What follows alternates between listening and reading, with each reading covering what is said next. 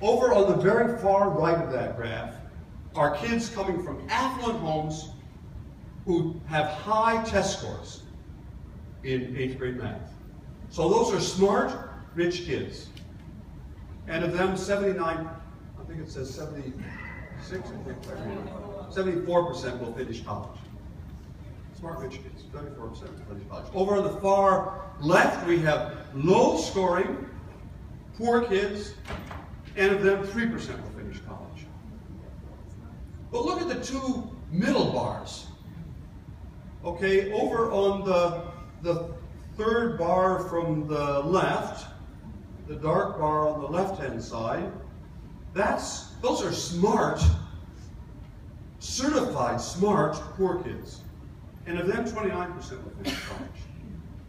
And over on the next graph over, the light bar on the right-hand side, those are dumb, those are challenged rich kids. And of them, 30% will finish college. I mean, this is directly contrary to the idea that how well you do should depend upon you and not what your parents did or didn't do. Directly contrary to that. Now, I'm not so upset about the fact that 30% of kids from affluent homes who are not being cut off for school exactly, that 30% of them are going to get a college degree. If the parents decide they want to spend money on a college education for their kids, that's fine. But I am unbelievably upset about the 29% figure. Those are smart people. Those are smart kids. They're some of the smartest kids in America, but they're not going to get a college degree, not because they're not able, but because of what their parents did or didn't do. That's just wrong. It's morally wrong. That's like Mary Sue, right? It's morally wrong, but it's also unbelievably costly. It's very costly for the rest of us because that's the future workforce of this country. We want those smart people. We need their contributions to our country, but we're not going to get them, not because they don't have the ability, but because what their parents did or didn't do, and that's very costly. The best econometric estimate here is that not investing in poor kids in America over the lifetime of those kids are going to cost the rest of us about $5 trillion. That's trillion with a T, a lot of money. My Miriam is going to be worse off if we don't invest in Mary Sue. This is not like we can either help Mary Sue or Miriam. My Miriam is going to be worse off. Because she's going to have to pay A, she's going to have to pay more taxes for criminal justice system, and B, much more important, she's going to have to pay much higher health care costs. My Miriam is going to pay higher health bills because of Mary Sue is going to get sick much earlier and much longer because of her health patterns, and most of all because the country as a whole will not have the benefit of those smart poor kids. So this is not just a matter of how of your moral code. I do think it's a matter of your moral code, but it's also a matter of hard business sense. So why did this happen?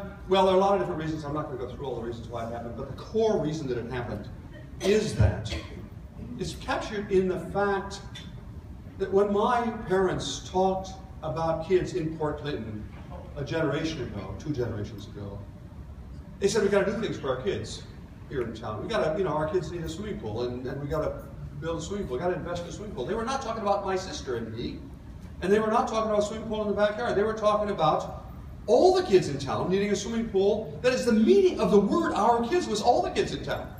But over the course of the last 25, 30 years, what's happened in America is that the meaning of our kids is shriveled.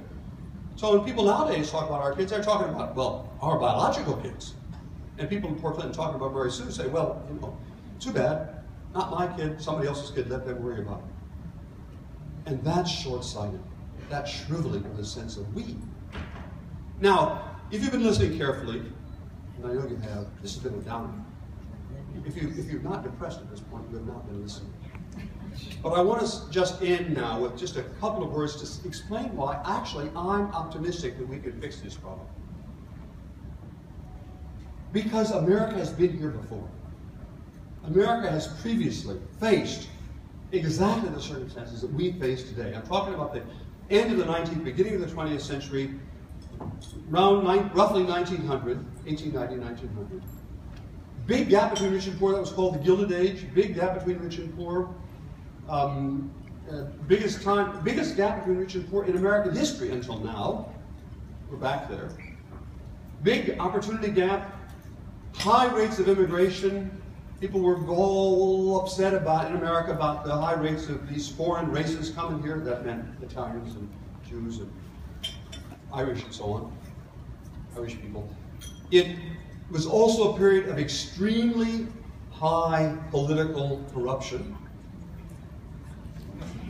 and a period of extremely high political alienation, a sense that the political parties weren't helping us solve our problems. A lot of parallels between that time and this time. The worst was what the public philosophy called social Darwinism. Social Darwinism basically was the crazy idea, but the bottom line of which was America would be better off, everyone was just selfish. And the devil take the hindmost. Sound familiar? And then we fixed the problem. That's the point I want to close with. We fixed the problem. We recognized the problem then. I'm talking about America around the year 1900.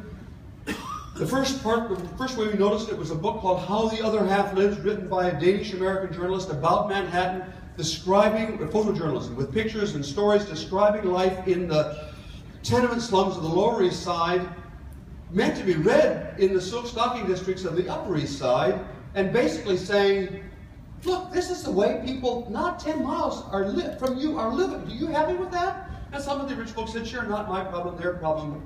I'm not going to worry about it. But some of the folks, even on the Upper East Side, said, no, I don't like living in that kind of America. And that triggered a period of reform in the city, led by a friend of this journalist, a young politician named Teddy Roosevelt. And that's where we began to get the so-called progressive era. A lot of great things happened nationwide about the progressive era, but I'm not going to go into detail. But I want to just give one final example. In 1910, in response to a problem just like this problem, Americans, ordinary Americans, invented the high school. God did not invent the high school, or if he did, this is how he did it. Folks in small towns, beginning in the middle of America, Iowa, Kansas, and Nebraska, and then spreading to New England and across the country, but beginning in towns and cities, not beginning in Washington, in these towns, people began paying higher taxes so that all kids in town could get free 4 years of secondary education. Never before in world history had that been done. I mean, it sounds simple, but it was the first in world history. And it was not an easy sell, because you had to say to the local lawyers and bankers and rich farmers and so on, you had to say, who had already paid for their kids to get a secondary education, they were off in Chicago making money, you had to say to them, you would be better off if you paid higher taxes so that other people's kids could have a secondary education. Not an easy sell, but it turned out to be the best public policy decision America has ever made. Why do I say that? Because that one decision, as the idea of the high school spread rapidly across America, that one decision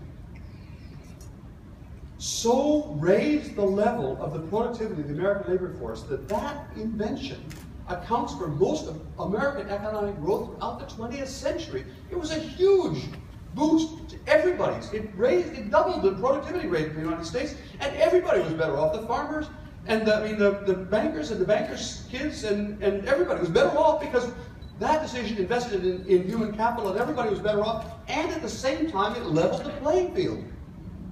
And that invention gave rise to a half-century of rising mobility of people from poor backgrounds, because everybody had access to that. That was a decision that economists tell us you can't usually do that. You have to choose, the economists tell us, between equity, justice, which is bad for productivity, they say, or productivity, which, I'm sorry, is bad for equity and justice. This did both. Now, what's the lesson I draw from that? Americans can fix, we've fixed big problems like this before, and we've done it, the ideas didn't come from Harvard, and they didn't come from Washington, D.C. They came from ordinary folks around America trying to figure out how to fix the problem. Now, I don't know for sure what the 21st century